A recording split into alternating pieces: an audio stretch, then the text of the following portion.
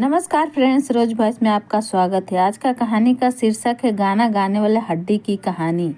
पुराने समय की बात है। एक गांव में एक जंगली सुअर घुस आया जिसने किसानी के सारे खेतों अपने पैरों तले रौंद डाले। उसने पशुओं को मारकर खाने लगा, यहाँ तक कि मनुष्य की भी खाल खींचने लगा। सारा गांव उस जंगली सुअर के नाम से ही कांपने लगा। सब गांव वाले ने राजा के पास अपनी शिकायत पहुंचाई और जंगली सुअर से उनकी जान और माल की रक्षा करने की प्रार्थना की। राजा ने अपनी जनता को वचन दिया कि उनकी पूरी रक्षा की जाएगी।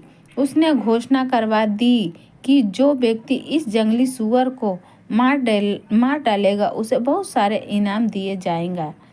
पर वह जंगली सुअर इतना बड़ा और भयंकर था कि किसी ने उसके पास तक फटकने का साहस नहीं किया।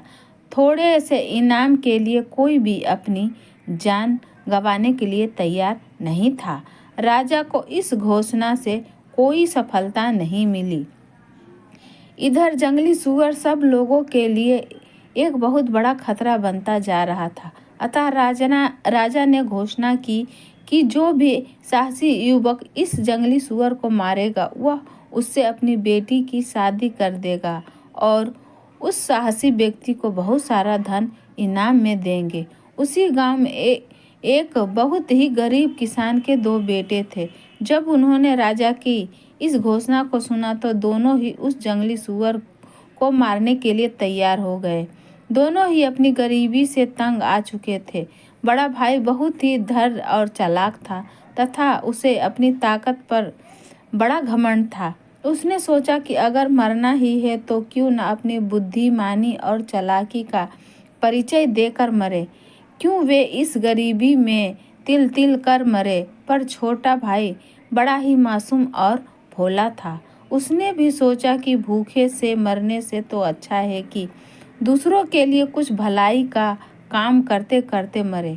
पूरे गांव में इन दोनों के अलावा और कोई युवक उस जंगली सुअर को मारने के लिए आगे नहीं आया। अगले दिन दोनों भाई राज दरबार में पहुंचे और राजा को उस जंगली सुअर को मारने की बात कही। राजा ने उन दोनों भाइयों को दो अलग अलग दिशाओं में जाने की सलाह दी ताकि वे उसे आसानी से पकड़ सके। दोनों भाई दो अलग अलग दिशा से जंगल की ओर चल पड़े जिसमें उस जंगली सुअर की माद थी।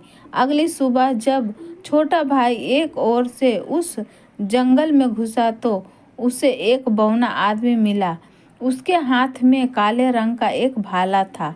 बौना उस छोटे भाई के पास आया और बोला, तू बहुत मासूम और भोला है, तुझमें स्वार्थ नहीं है, तू दूसरों की भलाई के लिए मरने को तैयार हो गया है, इसलिए मैं तुझे यह भाला देता हूँ। जब वह जंगली सुअर तुझे मारने के लिए तेरी तरफ बढ़ेगा तू ये भाला उसकी पेट में घुसा देना। वह इस भाले से उसी क्षण मर जाएगा और तुझे किसी तरह का कोई नुकसान नहीं होगा। छोटे भाई ने उस बौने से उसका भाला लिया और उसकी इस सहायता के लिए उसे हृदय से धन्यवाद दिया।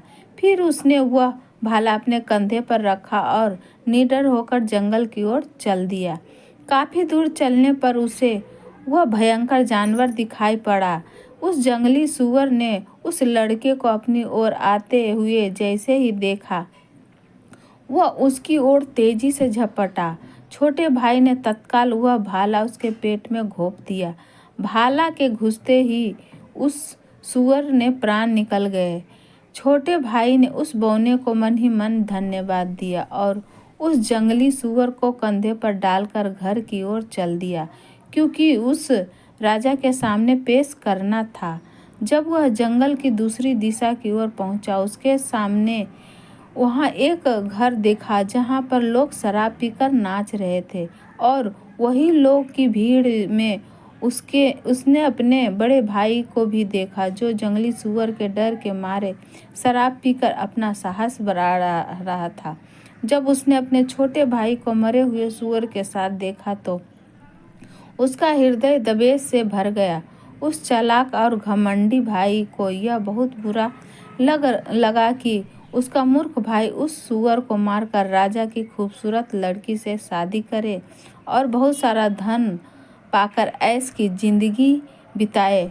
उसने बड़े प्यार से छोटे भाई को अपने पास बुलाया और बोला, मेरे प्यारे भाई, इतनी बहादुरी का काम करके तू बहुत थक गया होगा। आ मेरे साथ यहाँ कुछ देर आराम कर और यह बढ़िया शराब पीकर अपनी थकान मिटा। फिर हम दोनों एक साथ राजा के पास चलेंगे। छोटे भाई को अपने भाई की यह बात अच्छी लगी। उसने सोचा कि उसका भाई सचमुच उसका कितना ख्याल रखता है। उसने अपने बड़े भाई को उस बौने के दिए हुए भाले के बारे में भी बता दिया और यह भी कि किस तरह उसने उस भाले से उसका भयंकर जंगली सूअर को बिना किसी परेशानी के मिनटों में ही मार डाला। बड़ा भाई अपने छोटे भाई को देर तक शराब पिलाता रहा। जैसे ही अंधेरा हुआ, उसने अपने छोटे भाई से वह जंगली सूअर लेकर अपने कंधे पर डाला और उसका हाथ पकड़कर अपने साथ ले चला। वह छोटे भाई को अब सीधे रास्ते से न लेकर जाकर एक पुल से ले गया। शराब पीने और अंधेरा होने की वजह से छोटे भाई को रास्ता साफ नजर नहीं आ रहा था। वह बड़े इत्मीनान से अपने बड़े भाई का हाथ पकड़कर चला जा रहा था। जब बड़ा भाई पुल के बीचों बीच पहुंचा तो उसने अपने छोटे भाई को पुल से धक्का दे दिया। बेचारा छोटा भाई तैरना भी नहीं जानता था, अतः वही डूबकर मर गया। बड़े भाई ने पुल से उतरकर उसे पानी से निकाला और नदी के पास ही उसकी कब्र खोदकर वही दफना दिया। बाद में उसने वह जंगली सूअर अपने कंधे पर रखा और सुबह होते होते राजा के दरबार में पहुंच गया। उसकी बहादुरी से खुश होकर राजा ने उसे बहुत सारा धन दिया और शीघ्र ही अपनी बेटी से उसकी शादी करने की घोषणा कर दी। जब कई दिनों तक छोटा भाई वापस नहीं आया तो उसके माँ बाप ने तथा गांव के अन्य आदमियों ने उस छोटे भाई के बारे में पूछना शुरू कर दिया। बड़ा भाई सभी से कहता, कहीं उस जंगली सूअर ने मेरे मारने से पहले ही खत्म तो नहीं कर दिया था। अगर वह जिंदा होता तो अब तक जरूर वापस आ जाता। सब लोग को विश्वास हो गया कि उस छोटे भाई को जरूर उस सूअर ने मार डाला होगा, मगर भगवान की नज़रों से तो कुछ नहीं छुप सकता। सच्चाई तो एक न एक दिन सामने आ ही जाती है।